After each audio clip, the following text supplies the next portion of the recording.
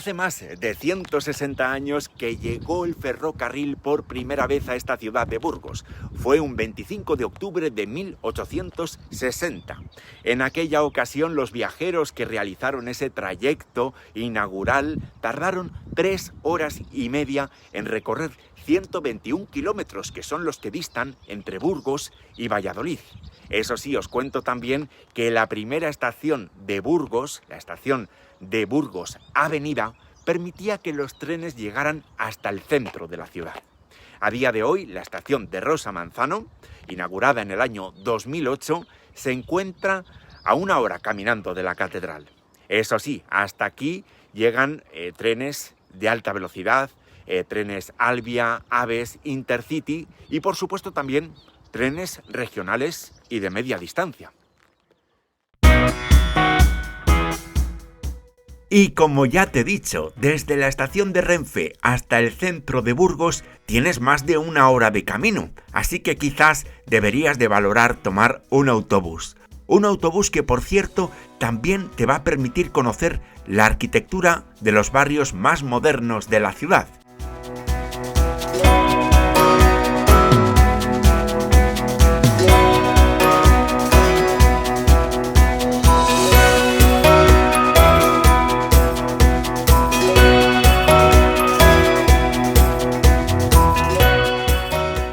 Pero creo que lo primero que te voy a enseñar en este vídeo documental es la catedral.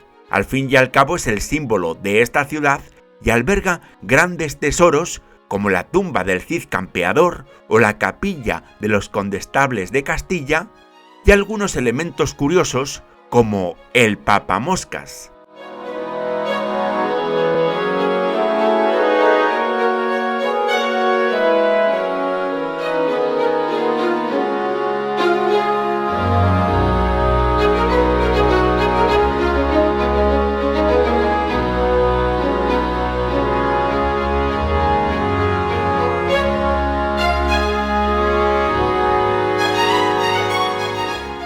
Precisamente en el siglo XIII es cuando Burgos comienza a desarrollarse y a experimentar importantes transformaciones, y es en ese momento cuando Fernando III el Santo funda esta catedral que con el paso de los siglos se ha convertido en una de las máximas joyas del arte gótico y al mismo tiempo en un importante punto de encuentro espiritual para los peregrinos del Camino de Santiago.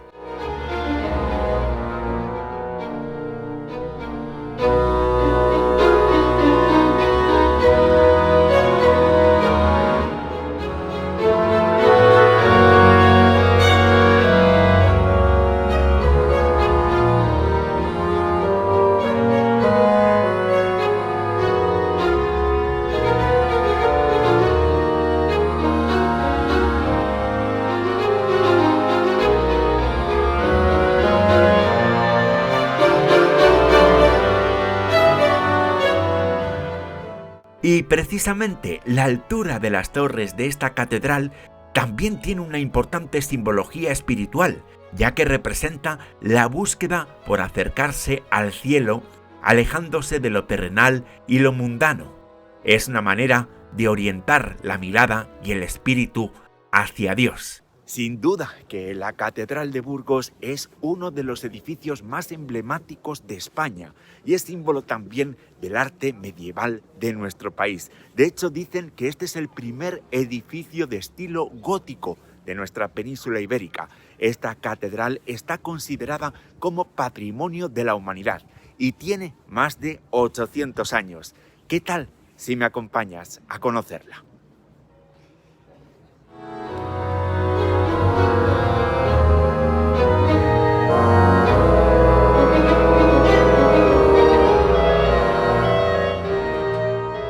En el interior de esta impresionante catedral, uno de los elementos más curiosos que nos vamos a encontrar es el famoso papamoscas, una estatua articulada que abre la boca de forma exagerada y mueve su brazo derecho al dar las campanadas de las horas, todo un hito tecnológico originario del medievo.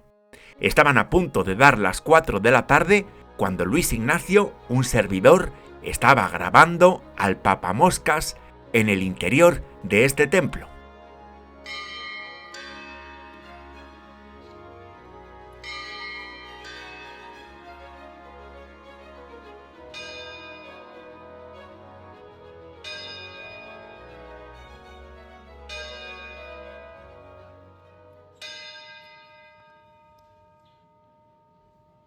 Pero dejando ya a un lado el papamoscas, ahora te voy a enseñar algunas de las capillas y de los tesoros artísticos que podemos hallar en esta hermosa catedral. Y comenzamos por la capilla de la Presentación, donde nos encontramos una joya pictórica, la de la Sagrada Familia, pintura renacentista, obra de Sebastiano Luciani.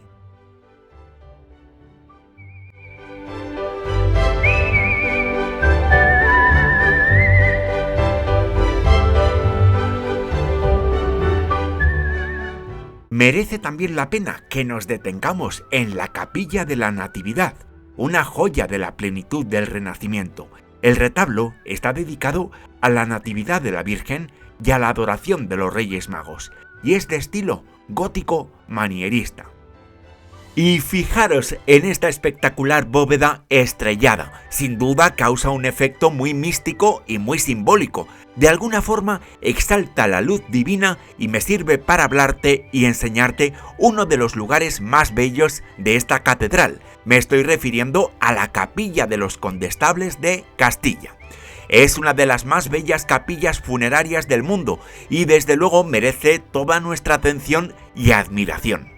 En la segunda mitad del siglo XV, don Pedro Fernández de Velasco y doña Mencía de Mendoza se asentaron en Burgos y encargaron para su enterramiento una capilla dentro de la catedral. Para ello fue necesario el permiso del Papa, ya que anteriormente este mismo espacio que ocupa la capilla estaba dedicado a San Pedro. El retablo mayor, que culmina con una crucifixión, es uno de los más bellos de la catedral. Y ante el retablo nos encontramos con el sepulcro con las figuras escultóricas de don Pedro y de doña Mencía. A la derecha del retablo principal de esta capilla nos encontramos con otro retablo gótico elevado mediante unos escalones, y en el lado izquierdo destaca una puerta decorada con motivos platerescos y el retablo de San Pedro.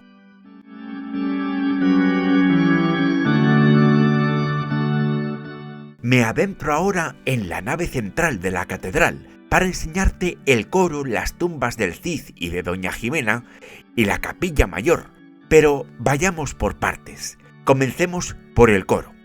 Desde luego, esta es una de las obras sobresalientes de esta catedral. Consta de 103 asientos y las sillas altas estaban destinadas a las dignidades eclesiásticas más importantes. En el centro del coro sobresale el sepulcro y la estatua yacente del obispo Mauricio, el fundador de la catedral.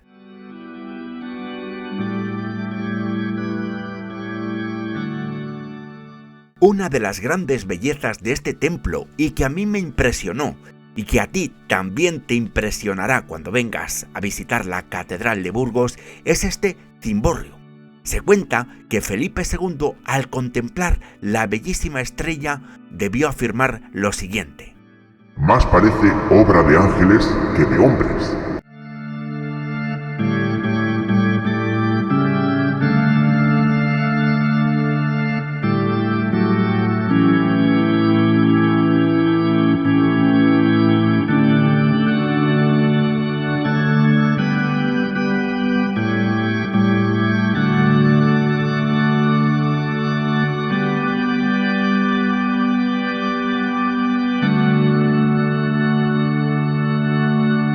En este crucero reposan también las tumbas de doña Jimena y de don Rodrigo Díaz de Vivar, el Cid.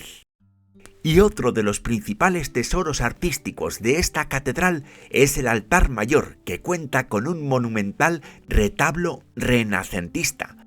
Al parecer este retablo es sustitución de otro primitivo y fue ejecutado durante el siglo XVI por los hermanos Rodrigo y Martín de la Haya.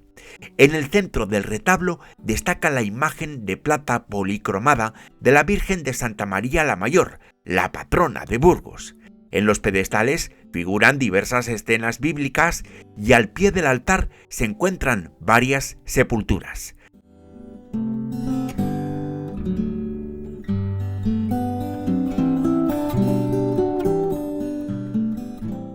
Tanto la capilla como el altar mayor son símbolos del esplendor artístico y religioso que definen a esta catedral de Burgos.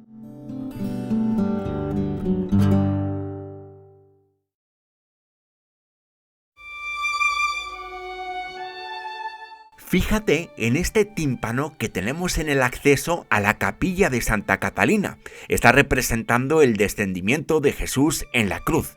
Las paredes del interior de esta capilla están decoradas con 133 retratos de los obispos de las diócesis de Burgos y de Oca, pintados fundamentalmente entre 1571 y 1579. Además, nos encontramos también con retablos y cajonerías.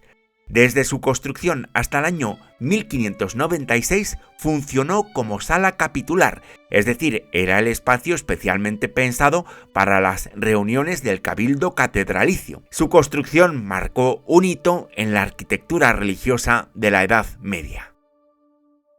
En la parte superior del claustro de esta catedral nos encontramos con la portada de la capilla de San Juan Bautista, que es presidida por la bella imagen de la Virgen con el Niño.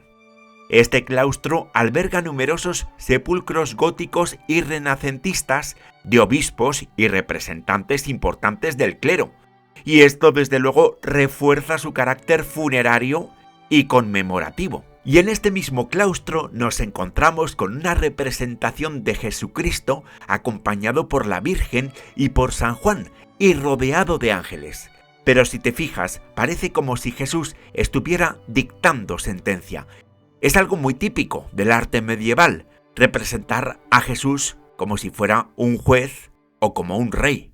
Y con estas vistas de sus impresionantes torres, finalizamos nuestra visita a esta grandiosa joya del arte gótico español, declarada Monumento Histórico Artístico en el año 1885 y Patrimonio de la Humanidad por la UNESCO desde el 31 de octubre de 1984. La propia fachada de la catedral luce la inscripción en latín Pulcra es et decora, eres hermosa y bella, en referencia a la Virgen María, pero también podríamos interpretarla como una descripción de la belleza del monumento. Como ya te conté al principio de este vídeo documental, podríamos decir que Burgos es el prototipo de ciudad medieval del siglo XIII. De hecho, la palabra Burgo significa ciudad, y las plazas y calles que rodean la catedral se han convertido en el núcleo vital de la ciudad histórica. Plazas como la Plaza de Santa María. Se llama así porque aquí podemos contemplar la fachada más espectacular de la catedral y porque además en el centro de la plaza nos encontramos con la imagen esculpida de la Virgen María sobre una preciosa fuente de origen medieval.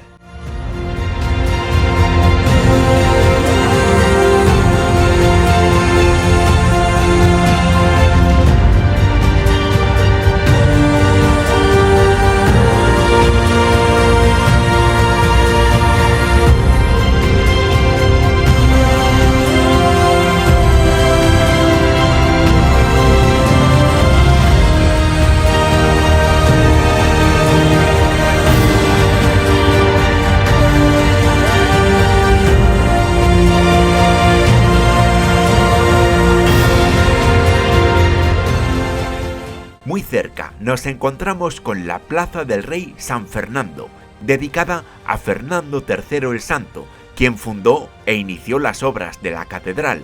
Esta plaza es y ha sido lugar de reunión de personas desde hace siglos, pero también ha tenido otros nombres. En la Edad Media se llamó Plaza del Sarmental y durante el siglo XIX se denominó como Plaza del Duque de la Victoria. Y desde la Plaza del Rey San Fernando podemos ir caminando hasta el Paseo del Espolón, atravesando el Arco de Santa María, un gran arco triunfal con una fachada que recuerda a un retablo para honrar al emperador Carlos V.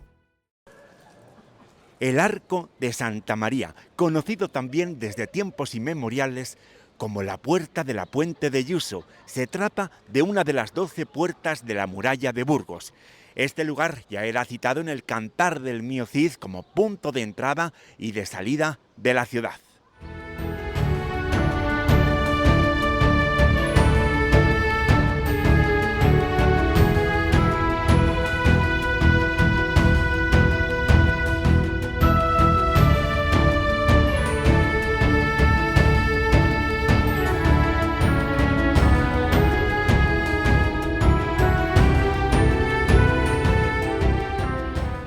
Si te fijas, este arco triunfal recuerda a un auténtico retablo en piedra. En él están representados el conde Diego Porcelos, fundador de la ciudad, Fernán González, el Cid campeador, y en el centro el emperador Carlos V.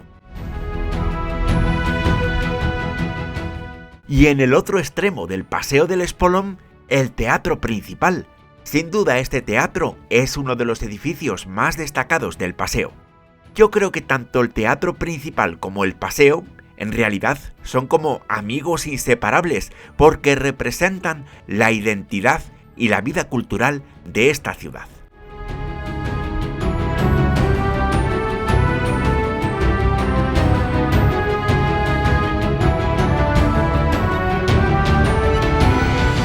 Pero lógicamente, después de haber visitado la catedral, la plaza de Santa María, la del Rey San Fernando o el Paseo del Espolón, no podemos dejar de visitar otro de los puntos neurálgicos de esta ciudad, como es su Plaza Mayor. Porque todas las ciudades de España y de Iberoamérica tienen una Plaza Mayor y Burgos no podía ser menos. El centro de esta ciudad sin duda está repleto de historias, leyendas y de personajes ilustres. Esta plaza donde me encuentro ahora mismo ha tenido diferentes nombres durante la historia, aunque en sus orígenes se llamaba Plaza de la Odrería, ya que aquí se encontraban los talleres para el odre del vino y del aceite. A lo largo de los siglos, esta plaza ha tenido también otros nombres, como Plaza Real, Plaza de la Constitución, Plaza de la República, de José Antonio, pero para los burgaleses siempre ha sido la Plaza Mayor. Además, en este caso, esta Plaza Mayor tiene una estructura muy singular, muy curiosa, ya que es bastante irregular, y junto al edificio del Ayuntamiento nos encontramos con una estatua dedicada al rey Carlos III. Estatua que, por cierto, la tenéis aquí a mi derecha. En realidad, esta estatua del rey Carlos III tiene una historia curiosa, ya que no fue financiada ni por el ayuntamiento ni por la corona. La iniciativa la tuvo un empresario de la ciudad en el año 1767.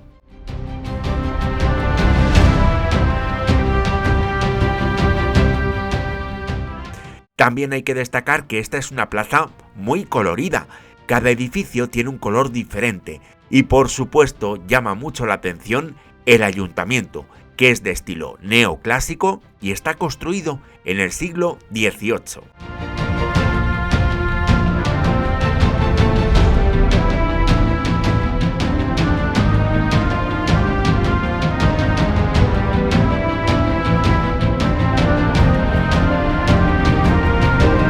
Pero querido amigo, querida amiga, todavía me quedan un montón de lugares por enseñarte en esta preciosa ciudad de Castilla y León. Lugares como el Museo de la Evolución Humana, la Cartuja de Miraflores, el Castillo o el Monasterio de las Huelgas.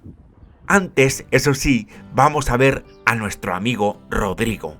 Porque Rodrigo Díaz de Vivar, más conocido como el Cid campeador, es una de las figuras históricas y legendarias más emblemáticas de Burgos, y es por ello que ahora mismo, caminando por la calle Laín Calvo, una de las más céntricas de esta ciudad, me dirijo hacia la plaza del Mío Cid.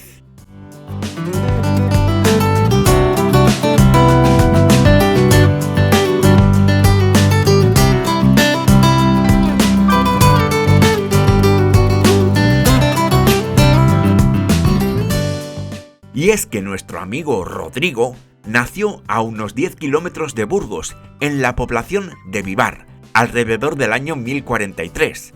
En esta estatua se representa al Cid cruzando el río Arlanzón y señalando con su espada el camino hacia Valencia. Y precisamente este río Arlanzón es el que atraviesa la ciudad de Burgos. Cruzarlo a través del puente de San Pablo nos permite llegar al museo que vamos a visitar. Desde luego este río siempre ha sido un elemento esencial en la vida y en el desarrollo urbano de la ciudad. Desde la prehistoria el valle del Arlanzón ha sido escenario de asentamientos humanos, así lo demuestran los yacimientos de Atapuerca que están situados a pocos kilómetros de Burgos. Eso sí, tengo que aclararte que en este vídeo documental no voy a poder enseñarte el yacimiento de Atapuerca. Aunque los yacimientos prehistóricos en la propia ciudad son muy escasos y de poca importancia, sí que hay evidencias de que existieron asentamientos humanos desde la época del Neolítico, hacia el año 4500 a.C. Eso sí, hay que tener en cuenta que la fundación de Burgos como ciudad se produce en el año 884, en época del rey Alfonso III de León, pero creo que esa etapa de la historia ya te la explicaré mejor luego cuando visitemos el castillo. Porque ahora vamos a retroceder muchos siglos atrás en el tiempo, ya que nos vamos a la prehistoria. Me dispongo ahora mismo a entrar en un museo, el Museo de la Evolución Humana. Dicen que es el más visitado de toda Castilla y León. Aquí nos vamos a encontrar con algunos de los hallazgos más importantes del yacimiento de Atapuerca y vamos a poder conocer también cómo eran y cómo vivían nuestros antepasados hace 900.000 años.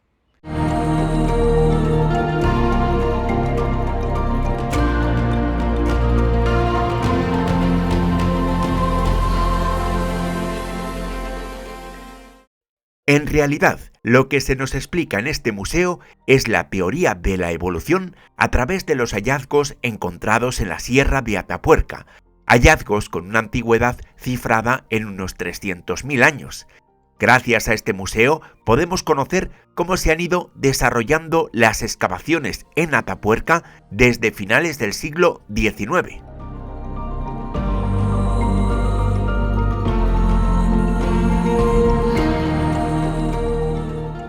Lo que viene a decir la teoría de la evolución de Darwin es que todas las especies de seres vivos que habitamos en este planeta, en la Tierra, vamos cambiando poco a poco con el paso de los siglos, y aquellos que tenemos unas características que nos ayudan a sobrevivir mejor, solemos tener más hijos y vivir más. De esta manera, estas características útiles en cada especie se van haciendo más comunes en cada generación, y con el paso de muchísimos miles de años, estos cambios pueden provocar que aparezcan nuevas especies, todas ellas descendientes de un antepasado común. Los viajes de Charles Darwin a bordo del barco HMS Beagle fueron fundamentales para el desarrollo de su teoría de la evolución. Por eso, en este museo se alberga una réplica de la popa del famoso barco. En la Galería de los Homínidos, que es uno de los espacios más emblemáticos y mejor valorados de este museo, nos encontramos también con varias representaciones de cuerpo entero de nuestros antepasados homínidos más representativos, realizadas por la reconocida paleoartista francesa Elisabeth Dainès, desde el Australopithecus al Homo antecessor. Este último se cree que fue un antepasado común tanto del Homo sapiens, es decir, nosotros, como del hombre de Neandertal.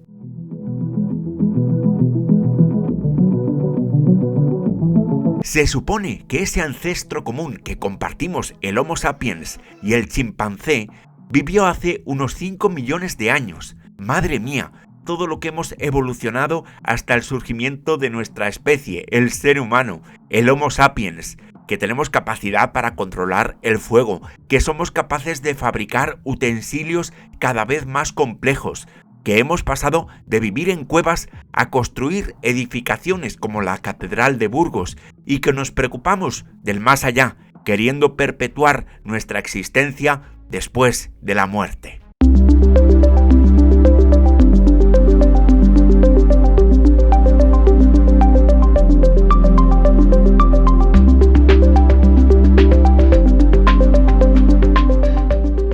llegado ya la hora de regresar al río Arlanzón y de dirigirnos hacia el castillo. Pero antes vamos a dar un paseo por el parque de la isla, donde nos encontramos con estos arcos renacentistas. Son conocidos como los arcos de Castilfalé y son muy valorados por su belleza. Parece que antaño formaban parte de la muralla que protegía Burgos.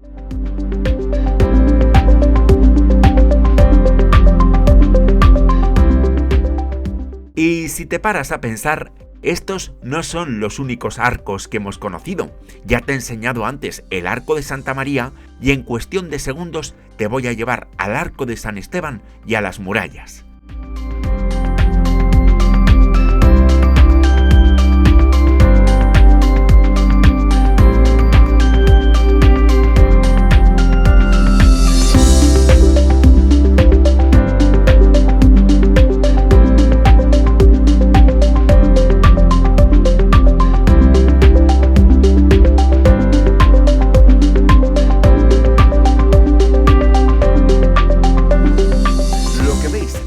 Arriba es una de las antiguas puertas de la vieja ciudad medieval de Burgos. Le llaman el Arco de San Esteban o la Puerta de San Esteban. Data del siglo XIII. Dicen que la construyeron los moriscos. Y podréis comprobar que tiene un arco de herradura muy característico y muy interesante. El Arco de San Esteban es una de las antiguas puertas de la muralla del siglo XIII. Dicen que los orígenes de esta muralla datan del siglo X, aunque los restos de muralla que en este momento estamos contemplando se corresponden con las obras realizadas a instancias de Alfonso X el Sabio a partir del año 1276.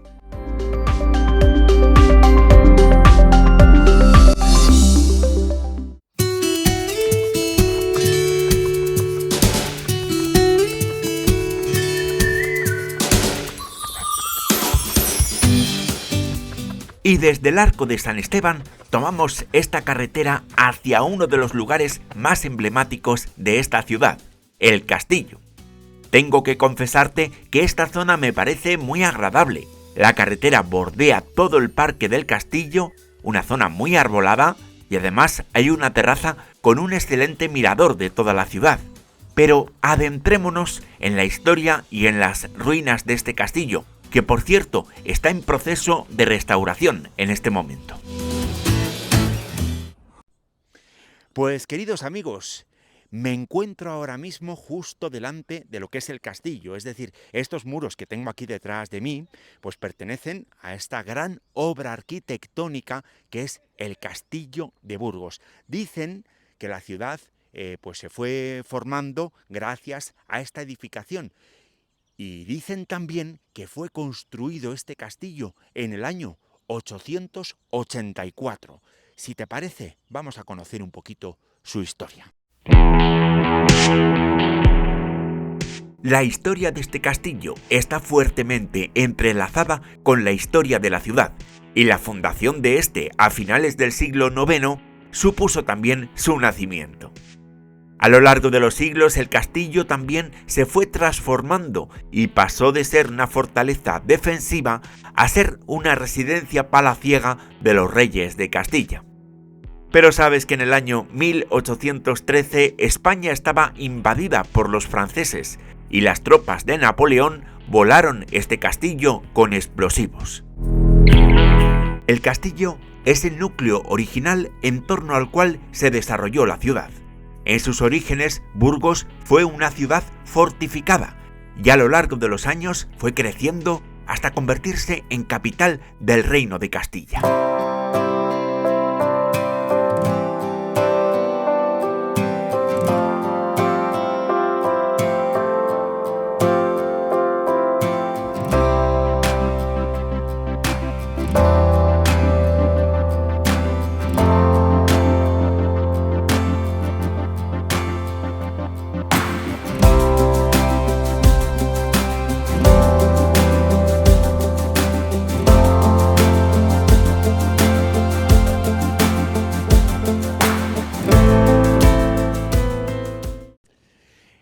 En las afueras de esta ciudad nos encontramos también con un lugar que desde luego merece muchísimo la pena conocer.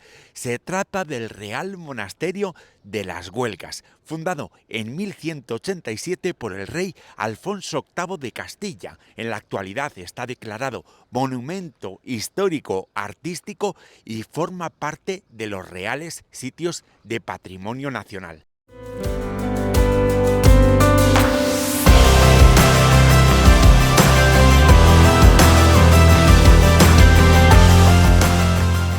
Yo, Alfonso, por la gracia de Dios, rey de Castilla y de Toledo, y mi mujer, doña Leonor, con el consentimiento de nuestras hijas, Berenguela y Urraca, deseando conseguir en la tierra la remisión de mis pecados y alcanzar después en el cielo... El rey Alfonso VIII de Castilla y su esposa Leonor de Plantagenet fueron quienes fundaron este cenobio el 3 de abril de 1187. Al parecer, el lugar en el que se levanta actualmente este monasterio ya estuvo ocupado previamente por un primitivo palacio ligado a la monarquía medieval castellana, un antiguo lugar de recreo real que ya debía ser conocido como las Huelgas.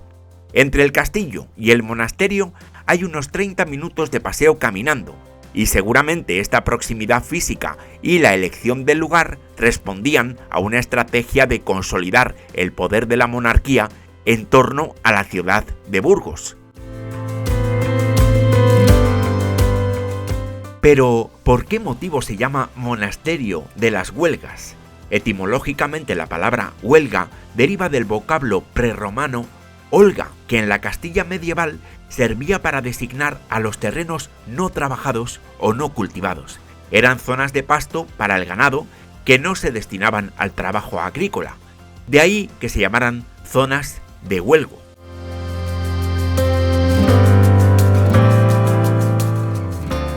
A día de hoy, este monasterio sigue siendo habitado por monjas de clausura cistercienses, así que podemos decir que es un lugar de recogimiento espiritual.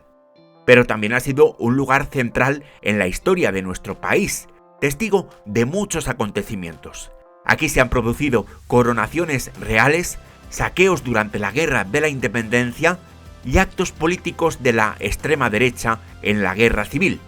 Pero, si te parece, vamos a comprobar qué es lo más interesante que podemos encontrar en el interior. Lo primero que tenemos que tener en cuenta es que este lugar ha sido el principal panteón de la realeza castellana durante siglos, así que lo primero que vamos a encontrarnos en la nave central de la iglesia son los sepulcros de los fundadores del convento, el rey don Alfonso VIII y su esposa doña Leonor de Plantagenet.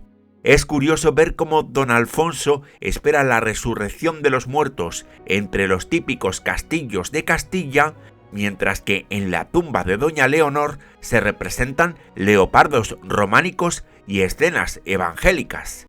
Destaca también el retablo, adornado con columnas salomónicas. En la parte central nos encontramos con la imagen de la Asunción de la Virgen y en lo alto vemos a Jesucristo en el Calvario, rodeado de ángeles que tocan instrumentos musicales. En la zona alta que separa la iglesia y el coro nos encontramos con una representación escultórica muy evocadora del descendimiento.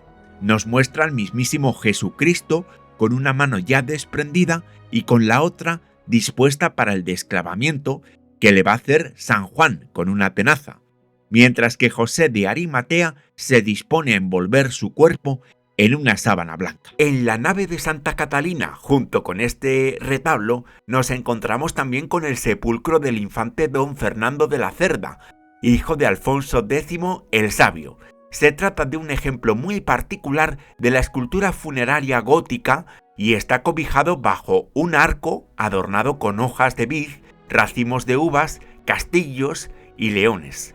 En el tímpano nos encontramos con un calvario, y al fondo de este se representa a la Jerusalén celeste.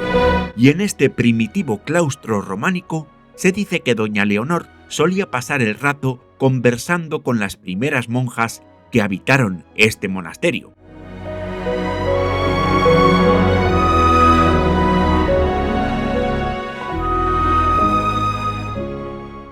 Y Y abandonamos ya este convento de las Huelgas, pero esto no significa que hayamos terminado nuestra visita a la ciudad, porque todavía tenemos que hacer alguna parada más, ya que ahora nos vamos desde un monasterio a otro, y tiro porque me toca.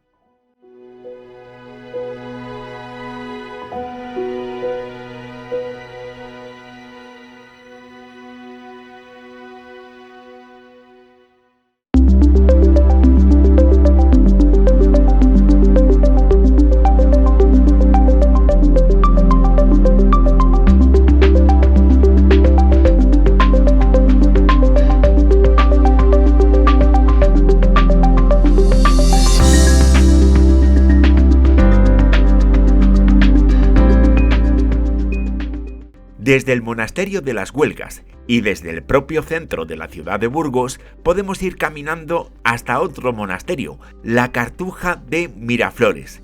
Realmente la caminata es muy agradable, ideal para desconectar, especialmente si seguimos la ribera del río Arlanzón.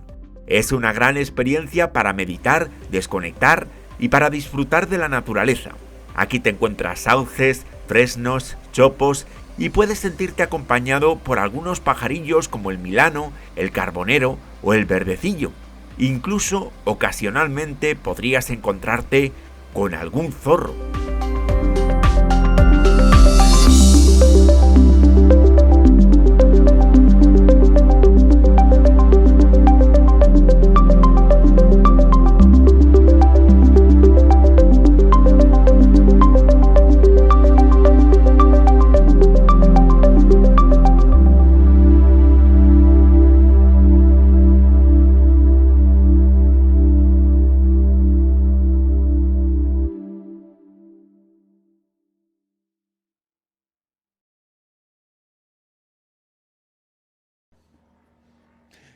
Pues desde luego Burgos es una ciudad en la que hay muchísimos lugares que visitar. Yo ahora mismo me encuentro junto a una cartuja que también es gótica como la catedral, aunque en este caso es del gótico final, de finales del siglo XV. Estoy al lado de la Cartuja de Miraflores. Aquí nos encontramos con un monasterio que incluye también una iglesia y un conjunto de sepulcros reales que fue ordenado construir por la reina Isabel la Católica. En la actualidad esta cartuja sigue siendo habitada por monjes que alaban al de arriba y que rezan por las necesidades de nuestro mundo.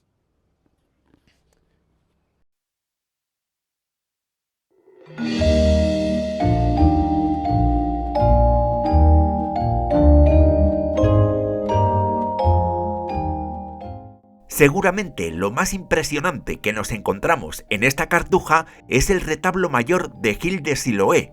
Se trata de una obra maestra del gótico tardío con influencias del Renacimiento que representa el triunfo de la Eucaristía. La estructura circular en este caso adquiere un protagonismo absoluto y provoca que el círculo se convierta en símbolo de la Eucaristía. En este retablo se integran de forma excepcional arte, teología y devoción. Obra del escultor Gil de Siloé, también lo es el sepulcro de Juan II de Castilla y la reina Isabel de Portugal, que fue ordenado construir por la hija de ambos, Isabel la Católica, con el propósito de honrar y perpetuar la memoria de sus padres. Lo que más llama la atención del sepulcro es su forma estrellada. Es peculiar y única en la escultura funeraria de la época.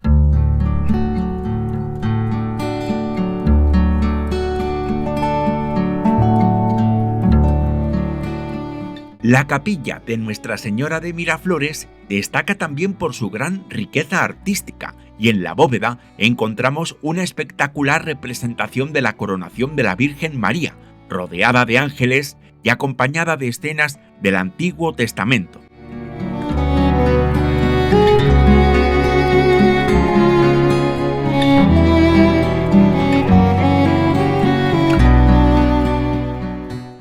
Además nos encontramos también con una réplica original de la Virgen Inmaculada creada por Gil de Siloé.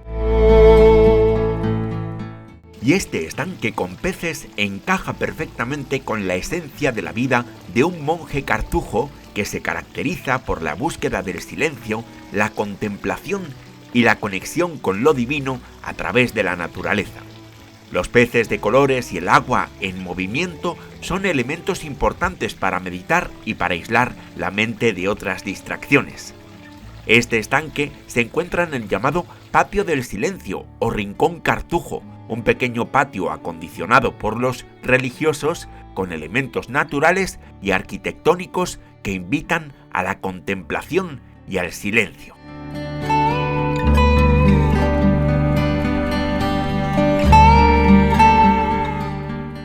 Y en el claustro mayor finalizamos nuestra visita a la Cartuja de Miraflores. Este claustro era en su momento el corazón de la vida cartujana y su estilo arquitectónico sobrio refleja también el tipo de vida contemplativo de la Orden de los Monjes Cartujos.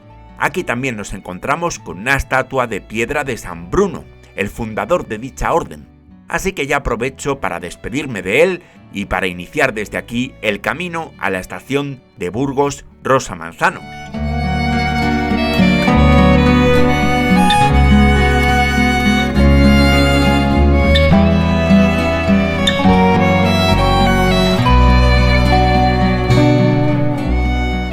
Y después de este rato dedicado al recogimiento espiritual en la Cartuja de Miraflores, quiero despedirme de Burgos recordando una frase de José Martínez Ruiz, más conocido por el seudónimo de Azorín. A lo lejos se destacan las torres de la catedral. Una campana suena, torna el silencio. Los siglos han creado todas estas maravillas artísticas.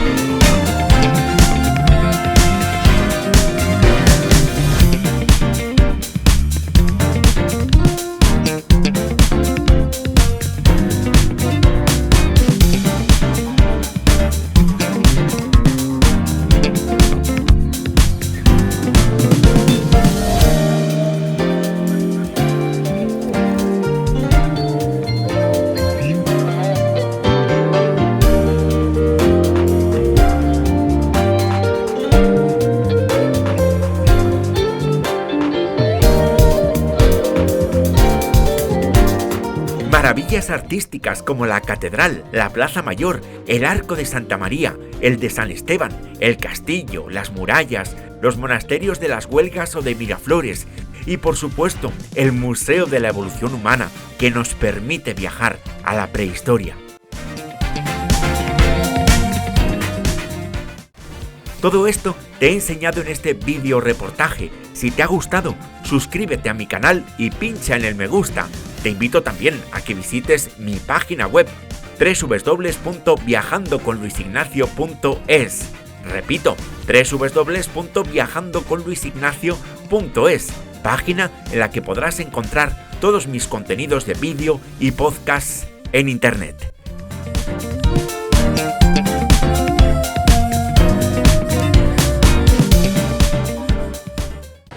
Querido amigo, querida amiga, cojo ya mi tren y con un fuerte abrazo me despido de ti hasta el próximo vídeo.